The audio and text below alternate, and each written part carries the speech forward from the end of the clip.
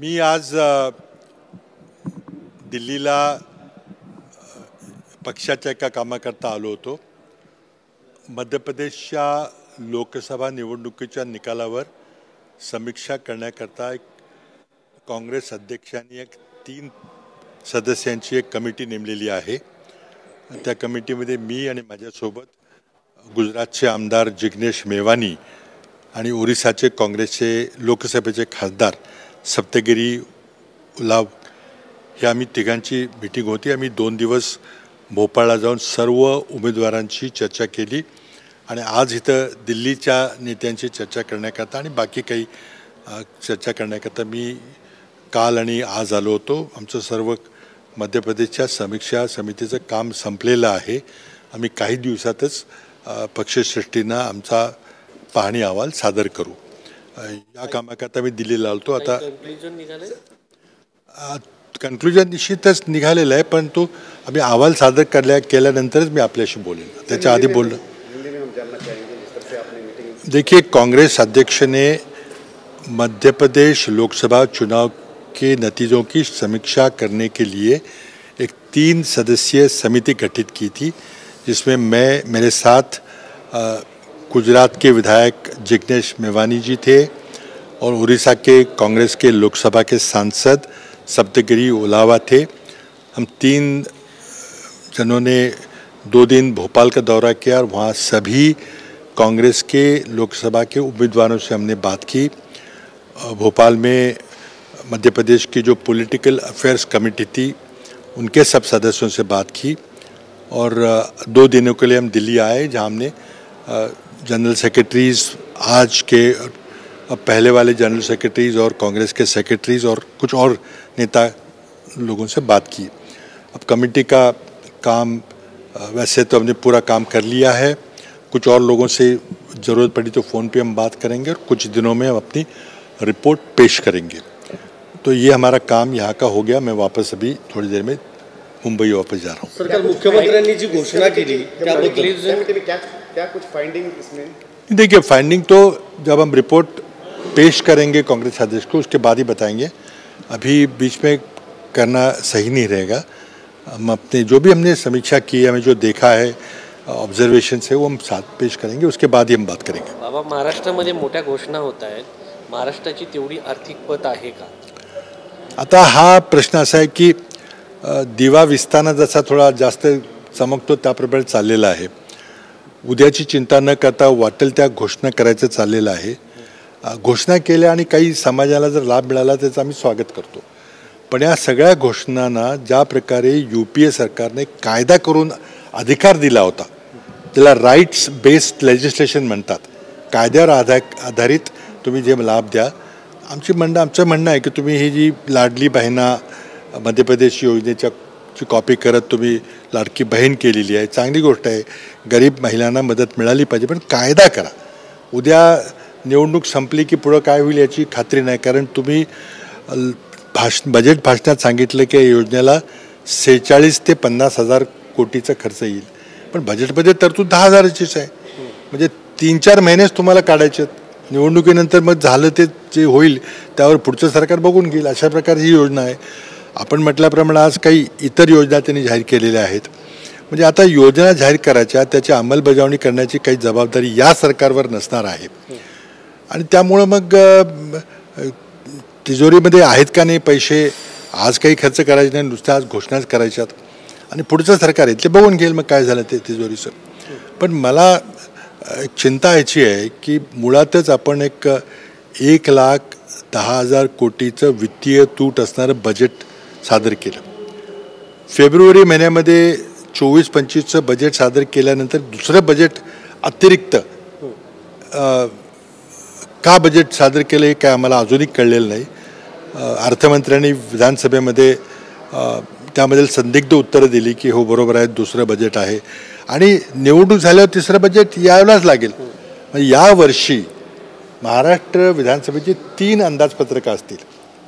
पूर्वी काय झालं तर मला माहीत नाही, पण हे कुठेतरी दुरुस्त केलं पाहिजे. त्यामुळे हे जे जून-जुलै महिन्याचं जे अंदाजपत्रक होतं, जो अर्थसंकल्प होता, तो फक्त घोषणा करण्याकरता होता. ज्या घोषणा त्यांना बाहेर करता आल्या असत्या परंतु टी व्ही ऑडियन्ससमोर नॅशनल मीडियासमोर हे भाषण करण्याकरता हे सगळं केलं गेलं. पण त्यामध्ये काय दिसलं तर बजेटमध्ये 1,10,000 कोटीची वित्तीय तूट आहे असं दाखवलं. म्हणजे राज्याच्या उत्पन्नापेक्षा आपण 1,10,000 कोटी जास्त खर्च करणार आहे असं तुम्ही सांगितलं. आणि त्याच्या एक आठवड्याच्या आत पुन्हा 95,000 कोटीच्या तुम्ही पुरवणी मागण्या मंजूर करून घेतल्या. म्हणजे ह्या पैसा कुठून येणार? पहिल्या 1,10,000ची तूट आहे तो पैसा कुठून येणार? महाराष्ट्राचं आणखी कर्ज किती? तुम्ही 8 लाखाच्या वर कर्ज केलेलं, आणखी किती कर्ज काढणार का? ते जर आपण सगळं पाहिलं तर केंद्र सरकार देखील तुम्हाला अनलिमिटेड कर्ज काही काढून देणार नाही. म्हणजे ह्या नुसत्या पोकळ घोषणा आहेत. आता उदाहरण सांगायचं झालं तर एखादी योजना 100 कोटीची योजना जाहीर करायची आणि त्याला तरतूद दाखवायची 10 लाखाची, तरतूद दाखवायची 1 लाखाची. म्हणजे हे जनतेला मूर्ख बनवण्याचा हा सगळा प्रयत्न आहे. राज्याची परिस्थिती गंभीर आहे. या विधिमंडळाच्या अधिवेशनामध्ये आमच्या 2 मागण्या सरकारने मान्य केल्या, म्हणजे घोषणा तरी केल्या. पहिली मागणी की राज्यामध्ये जे प्रचंड सुशिक्षित बेरोजगारीचं संकट निर्माण झालेलं आहे त्याला उत्तर म्हणजे आपल्या राज्यात औद्योगिकीकरण झालं पाहिजे. ते होतं आहे का? तर आमचा आरोप आहे की होत नाही. एखादा उद्योग येत असेल तर त्याला गुजरातला पळवलं जातं. तर त्यावर सरकारने उत्तर दिले की आम्ही याच्यावर एक श्वेतपत्रिका काढू. आता श्वेतपत्रिका कधी काढणार? नोव्हेंबरमध्ये काढणार, डिसेंबरमध्ये काढणार का विधानसभा निवडणुकीच्या आधी काढणार? तर आमची पहिली मागणी आहे की तात्काळ तुम्ही उद्योगधंद्याच्या बाबतीमध्ये किती नवीन उद्योगधंदे आलेले आहेत, किती लोकांना रोजगार मिळालेला आहे, आणखी किती येणार आहे, तुम्ही परदेशी गुंतवणूक आली असं घोषणा करता, मग परदेशी गुंतवणुकीत कुठं कारखाने उभे राहिले ते दाखवा आम्हाला. तर ती श्वेतपत्रिका ताबडतोब सादर करा ही पहिली मागणी आहे. दुसरी, मुंबईच्या जमिनी तातडीनं घाईगर्दीने विक्री चाललेली आहे आणि त्याकरता जो धारावी पुनर्वसन प्रकल्प आहे त्यामध्ये मूळ टेंडरमध्ये नसलेल्या जमिनी नंतर त्यामध्ये समाविष्ट केल्या जात आहेत. हा प्रचंड मोठा स्कॅम आहे. त्यामुळं धारावी पुनर्वसन प्रकल्पाचीही या ठिकाणी आपण माहिती आम्हाला द्या आणि त्याकरता श्वेतपत्रिका काढावी आमची मागणी होती. मी मागणी केली होती ती महसूल मंत्री विखे पाटलांनी मान्य केली आहे. तर तो श्वेतपत्रिका लवकर आली पाहिजे म्हणजे निवडणुकीपूर्वी चर्चा होईल. सरकारने जर काय फार चांगलं काम केलं असेल तर तुम्हाला लोक क्रेडिट देतील, तुम्हाला मतं मिळतील. पण राज्याची परिस्थिती भयंकर अडचणीची असताना फक्त मतं मिळवण्याकरता काही घोषणा होत आहेत. त्या घोषणा तुम्हाला खरोखरी करायची तर कायदा करा. महिलांना तुम्ही एक पेन्शन द्या, कुठल्या वर्गाला त्याची काय करायची ते द्या.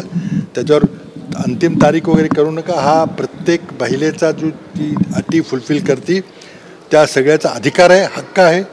आणि मग राईट्स बेस्ड कायदा करा, अधिकारावर आधारित कायदा करा अशी आमची मागणी आहे. उद्या सर काँग्रेसची मिटिंग होते विधानसभे निवडणुकीच्या पार्श्वभूमीवर. काँग्रेसची प्रतीक्षा आहे असं म्हणणं आहे, कारण शिवसेना आणि राष्ट्रवादीचं बऱ्यापैकी धोरण ठरलेलं आहे. नाही बघा, उद्या आमची वरिष्ठ नेते येणार आहेत आणि मुंबईला काँग्रेस पक्षाची बैठक आहे. पहिल्यांदा एक स्ट्रॅटेजी कमिटीची मीटिंग होईल, नंतर दुपारी सर्व जिल्हाध्यक्षांच्या बरोबर मीटिंग होणार आहे.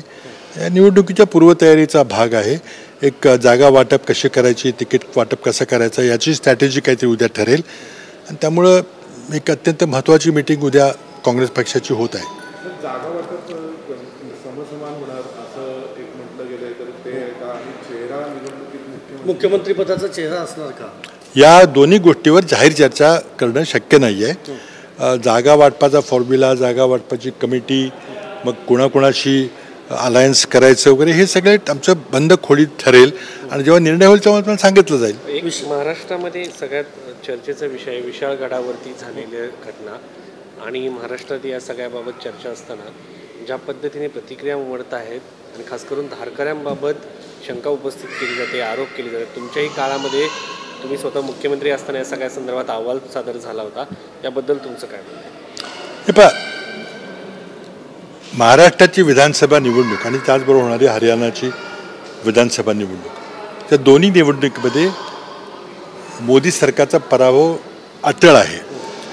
आणि माझं भाग्य तसं आहे की जर या दोन्ही महत्त्वाच्या राज्यामध्ये एक हिंदी हार्टलँडचं राज्य आहे आणि एक देशातलं दुसऱ्या क्रमांकाचं राज्य आहे, इथं मोदी सरकारचा पराभव झाला तर दिल्लीतलं NDA सरकार हे फार काळ टिकणार नाही.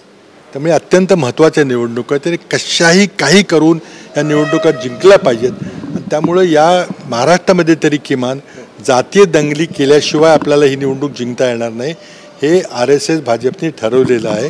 त्यामुळे जिथं जिथं मायनॉरिटी कम्युनिटी आहे तिथं आग लावायचा परिस्थिती पेटवायचा प्रयत्न होणार आहे. कोल्हापूरची विशालगडची परिस्थिती त्याच मालिकेतली परिस्थिती आहे. कोण जबाबदार आहे काय त्याला सरकारने शोधलं पाहिजे, शिक्षा केली पाहिजे. पण सरकारचा जर कल असेल, सरकारच्या काही घटकांचा कल असेल की इथं जाती दंगली पेटवल्याशिवाय आपल्याला यश मिळणार नाही तर मग महाराष्ट्राच्या जनतेने त्यापासून अजित पवार गेलेले आज पाहणी करायला गेलेले आहेत सर, पण विरोधक इंडिया आघाडीतले किंवा विरोधी पक्षातले मोठे नेते कुणीही गेलेले नाहीत. आमचे तिथले स्थानिक नेते तिथं आहेत. हा प्रश्न खासदार शाहू महाराज असतील किंवा बंटी पाटील असतील ते सगळे तिथं त्यात ऑन द स्पॉट ते तिथे निर्णय घेत आहेत. त्यामुळे नुसतं दिखावा करणं महत्त्व नाही, प्रश्न सोडवणं महत्त्वाचं आहे. सगळ्यात महत्त्वाची गोष्ट विशाळगडावरती जिथं अतिक्रमणाचा आरोप होता त्यापासून काही अंतरावरती असलेली घरं जाळीत, घरी तोडले गेले, हा ठरवून केलेला डाव होता. आता बघा इथं बसून मी काही सांगू शकत नाही, बोलणं योग्य नाही. मला माहिती आहे काय चाललेलं आहे तिथं. तर तिथले स्थानिक आमचे नेते आहेत किंवा तिथले जे लोक ते जाऊन तिथं बघतील, सरकारला सांगतील. सरकारची जबाबदारी आहे शांतता प्रस्थापित करणं. आज जर महाराष्ट्र पेटला, जातीय दंगली झाल्या तर त्याचा परिणाम हा व्यापारावर, उद्योगावर, अर्थव्यवस्थेवर अनिष्ट परिणाम होईल. मुळातच लोकांना नोकऱ्या नाहीत आणि त्यामध्ये असं वातावरण झालं तर मग आणखी कोणाला उद्योग बाजूला सोडून जातील. त्यामुळं मी सरकारला अपील करतो की ताबडतोब तुम्ही हे जे धार्मिक ध्रुवीकरण चाललेलं आहे ते ताबडतोब थांबवलं पाहिजे.